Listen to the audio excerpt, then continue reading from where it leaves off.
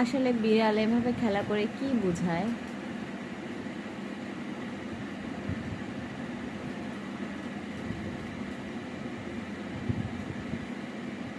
কেউ যদি জেনে থাকেন একটু জানাবেন প্লিজ।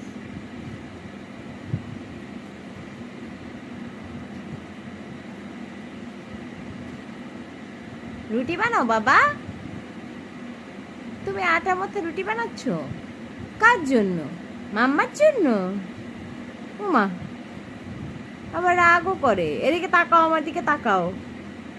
জুকো, জ্যাক, কি হয়েছে? রুটি বানাও তুমি?